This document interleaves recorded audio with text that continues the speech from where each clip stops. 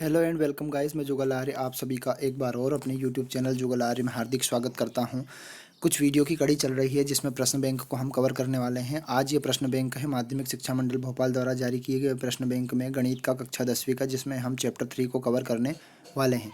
यदि अभी तक आप हमारे चैनल पर नए हैं तो हमारे चैनल को सब्सक्राइब कर दे, बेल आइकन को प्रेस कर दे ताकि इसी प्रकार नए वीडियो की अपडेट आपको मिलती रहे। आगे बढ़ते हैं हम अध्याय 3।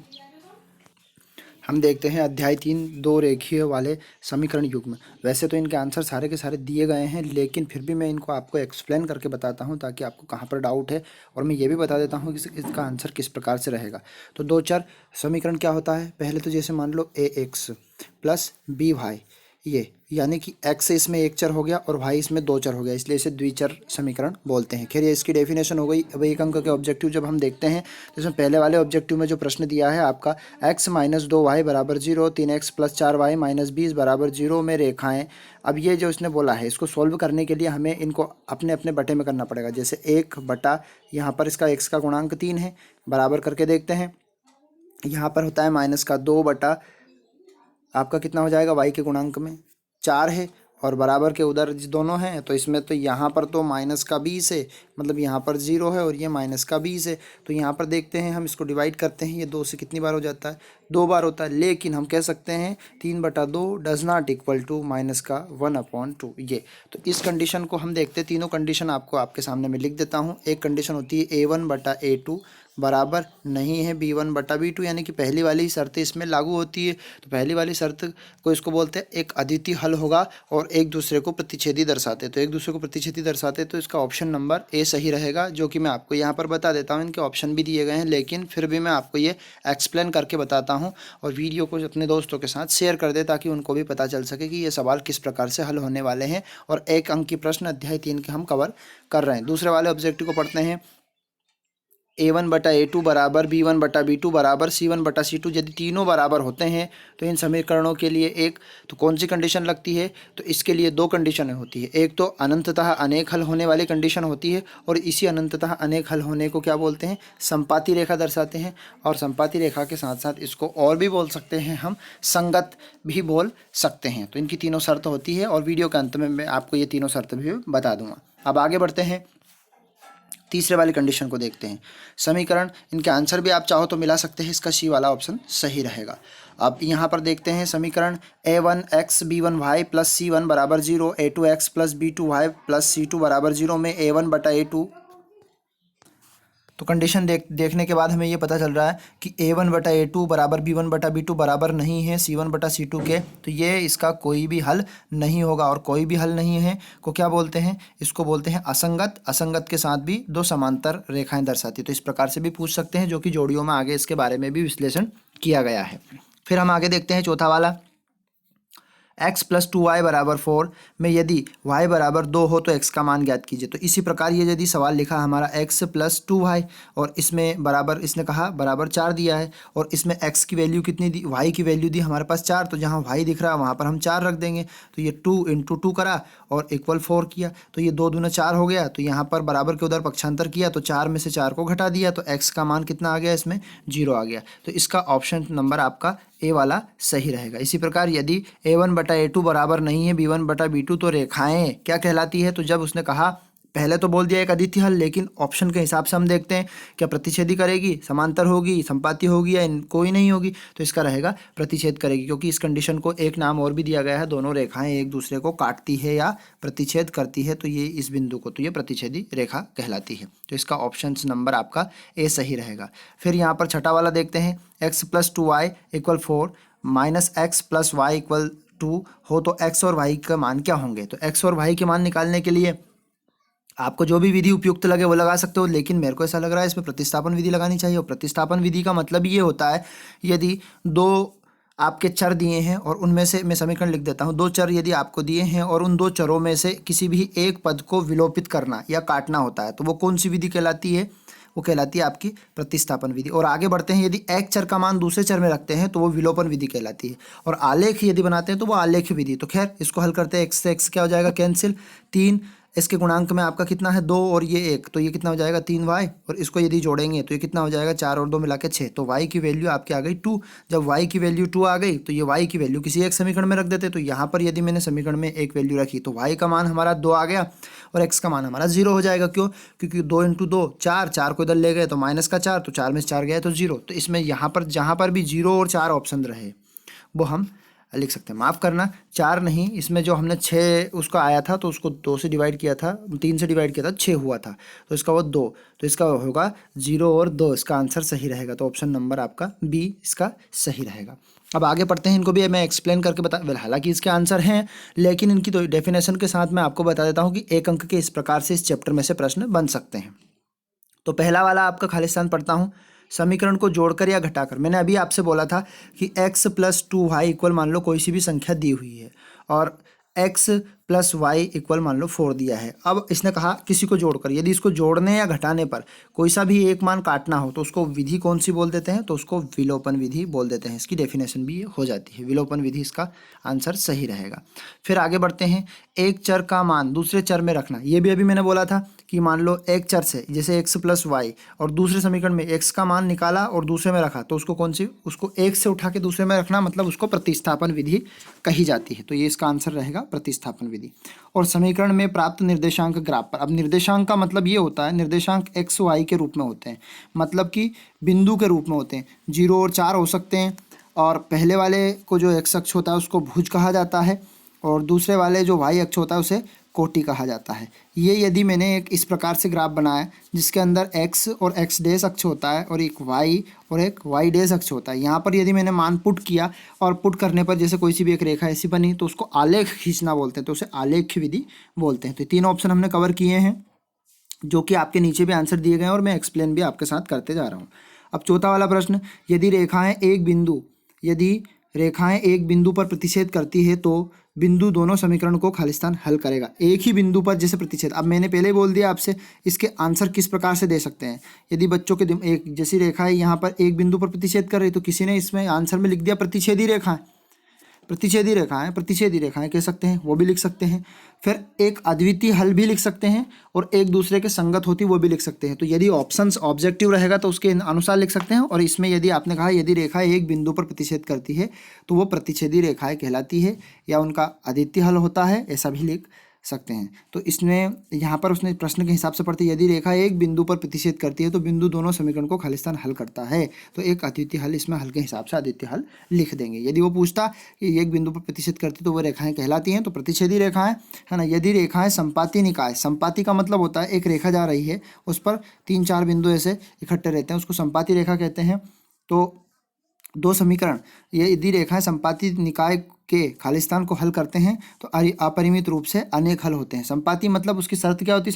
संपाती की शर्त होती है a1/a2 बराबर b1/b2 बराबर c1/c2। ये संपाती रेखा की शर्त होती है और इसी को संगत भी बोलते हैं। बार बार एक ही बात को मैं रिपीट कर रहा हूँ, ध्यान से सुने, समझे और अपने दोस्तों के साथ शेयर करें।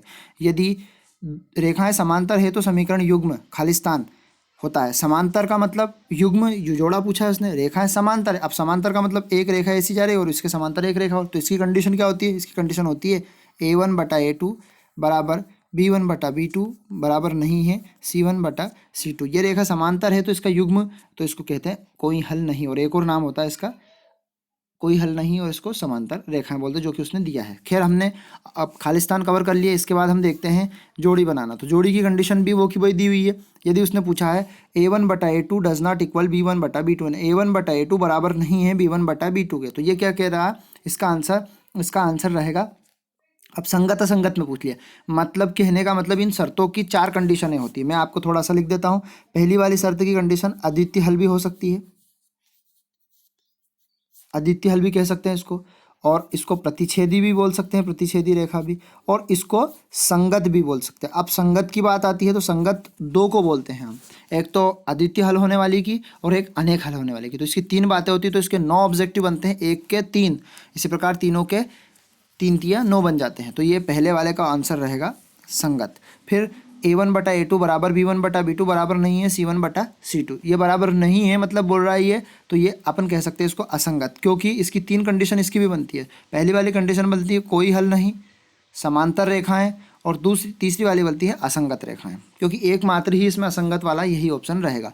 फिर तीसरी वाली को देखते हैं, a1/a2 b1/b2 बराबर, तीनों बराबर में है तो आश्रित, मतलब इसके अनेक हल भी कहते हैं, इसको अनंत रूप से अनेक हल होते हैं क्योंकि एक दूसरे पर आश्रित होते हैं, और इसको बोलते हैं संगत और इसको बोलते हैं संपाती रेखा दर्शाती है। खैर आगे बढ़ते हैं अब। फिर इनके वापस से ऑब्जेक्टिव इसी प्रकार से एक एक अंक के बोले हैं। रेखाएं, प्रतिबंध लिखना है इसका, रेखाएं के प्रतिच्छेद होने की शर्त। तो रेखाएं के प्रतिच्छेद होने की हमने बार बार बोला कि a1/a2 बराबर नहीं है b1/b2 के, और नाम इनके बार बार रिपीट कर रहे हैं। इसको प्रतिच्छेदी रेखा भी बोलते हैं, या आदित्य हल भी होता है, और इसको संगत भी कहा जाता है। दूसरे वाले को पढ़ते हैं, रेखाओं के समांतर होने वाली शर्त। तो रेखाएं एक दूसरे के समांतर होती है तो इसके पहली वाली दो कंडीशन बराबर होती है और तीसरी कंडीशन बराबर नहीं होती। ये सही है आपका इसका आंसर। रेखाएं के संपाती होने की शर्त। तो संपाती मतलब a1/a2 b1/b2 और c1/c2। संपाती मतलब एक ही रेखा पर कई बिंदु बन जाते हैं, वो संपाती रेखा कहलाती है। और दूसरी बात यह है, इसको अनेक हल भी कहा जाता है। तो ऑप्शन नंबर तीसरा इसका सही रहेगा। रेखीय युग्म का व्यापक हल होता है। तो रेखीय युग्म का मतलब होता है जोड़ा, और जोड़े के अनुसार कोई सा भी समीकरण लिख सकते हैं। तो मतलब इसमें जरूरी नहीं है कि ये लिखे तो आपके अनुसार भी इसको लिख सकते हैं, लेकिन इसका सरलतम रूप यही होता है, जो कि a×b×a1 दिए जो वास्तविक संख्याएं होती है। मतलब ऐसा लिख सकते हैं ना अपन, 2x + 3y = 4। तो ये जो संख्याएं रियल नंबर होते हैं 2, 3, 4, ये संख्या वास्तविक संख्याएं होती हैं। और ये जो xy दिए हैं ये आपके द्विचर रेखीय समीकरण। और रेखीय समीकरण इसलिए बोलते हैं इसको क्योंकि चर की घातांक कुछ नहीं होती, और जिस चर की घातांक कुछ नहीं होती उसे रेखीय समीकरण बोलते हैं। हमने 4 अंक के एक शब्द में उत्तर को कवर किया। अब हम देखते हैं यहाँ पर आपके 5वें ऑप्शन में सत्य असत्य को देखते हैं। रेखीय समीकरण युग्म में एक समीकरण प्राप्त होता है। अच्छा, रेखीय समीकरण युग्म मतलब रेखीय समीकरण का एक युग्म होता है, उसमें क्या एक ही समीकरण प्राप्त होता है, तो इसका असत्य रहेगा। तो इसका आंसर असत्य। समीकरण जोड़कर या घटाकर हल करो विधि को कहते हैं, तो इसको प्रतिस्थापन विधि नहीं, इसको विलोपन विधि कही जाती है, तो इसका भी असत्य रहेगा। अब इसमें कहा गया है कि निकाय px + 4y + 8 = 0, 2x + y + 3 = 0 का एक अद्वितीय हल होने पर p बराबर नहीं है 8 के। क्या ये सत्य है? तो इसको सॉल्व करने के बाद बनेगा। तो अद्वितीय हल होने की कंडीशन क्या है, a1/a2 बराबर नहीं है b1/b2 की, ये शर्त है। अब यहाँ पर मैं देखूँ तो a1 का मान मुझे p मिला और यहाँ पर b1 का मान मुझे 2 मिला। बराबर नहीं है करके लिखा मैंने। इसका मान कितना मिला, 4 मिला मुझे, और इसका मान कितना मिला, 2। तो इसका यदि मैं क्रॉस गुणा करूँ तो 2 दूनी कितना हो जाता है, 4 दूनी 8 हो जाता है। और 8 से यदि मैंने इसको 8 को 4 से डिवाइड किया तो यहाँ पर कितना बनेगा, ये इसके बटे में 4 के बटे में y के गुणांक में 1 है, तो ये हम यहाँ पर 1 लिखेंगे।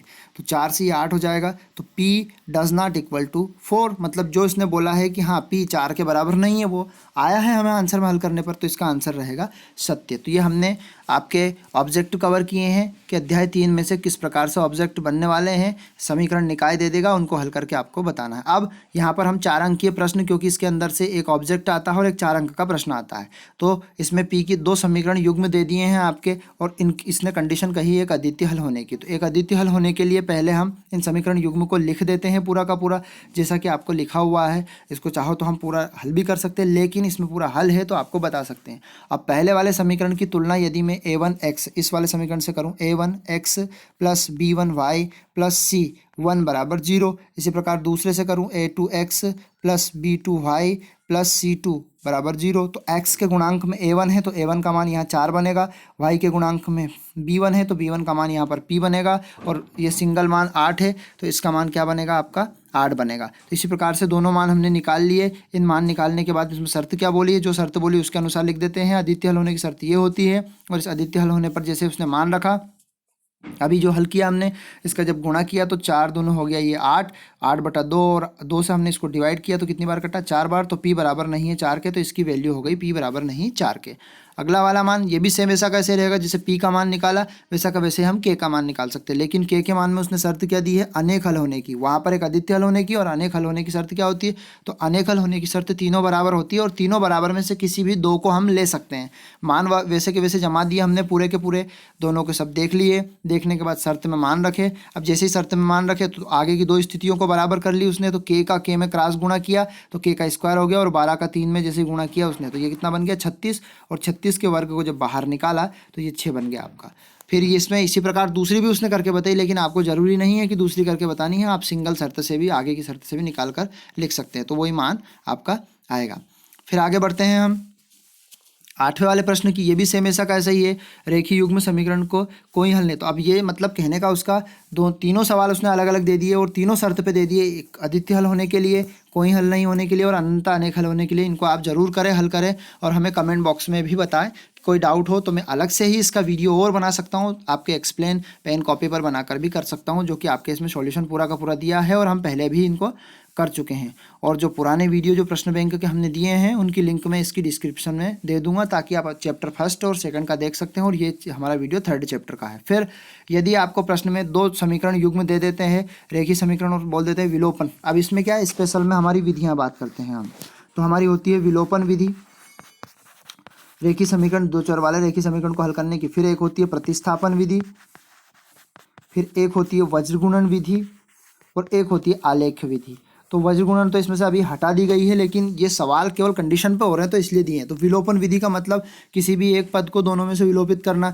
दूसरी वाली प्रतिस्थापन विधि, एक रेखी का समीकरण का मान निकाल के, मतलब अचर पद का दूसरे में मान रखना।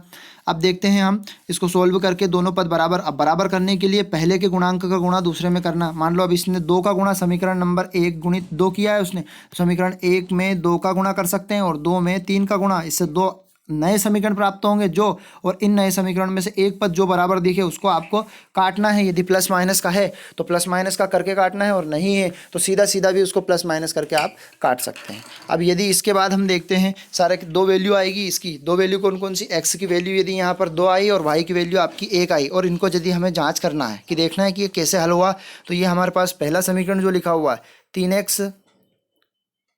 3x प्लस 4y बराबर ये 10 लिखा हुआ, और x की वैल्यू कितनी है हमारे पास, x की वैल्यू 2 है, तो x गुणित 2 कर दिया, 3 गुणित 2 और 4 गुणित y की वैल्यू कितनी आई हमारी, y की वैल्यू मान लो हमारी 1 आई, तो 3 दूने ये हो गया 6, और ये 6 प्लस 4 बराबर 10, और ये इधर भी 10 और इधर, तो इसको बोलते हैं इसकी जांच करना, या इसको संबंध बताना कि हमारा सवाल सही है, क्योंकि वहाँ पर आपके एग्जाम में आंसर शीट नहीं रहेगी। अब यहाँ पर दे दिया गया उसने इसी प्रकार से प्रतिस्थापन विधि का।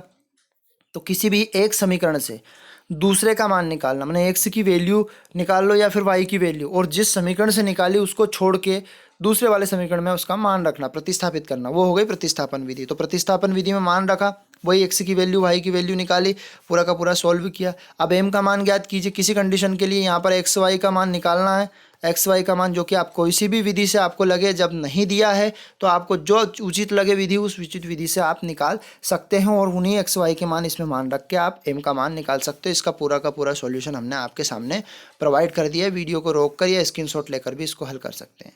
अब ये वाला सवाल रेखीय युग्म जो दिए हैं, ये आपके रेखीय युग्म जैसे नहीं दिए तो इनको बनाना पड़ेगा पहले। तो पहला वाला तो आपका दिया है, दूसरे वाले को बनाने के लिए एस और टी के रूप में दोनों का 3 और 2 का एलसीएम ले लिया।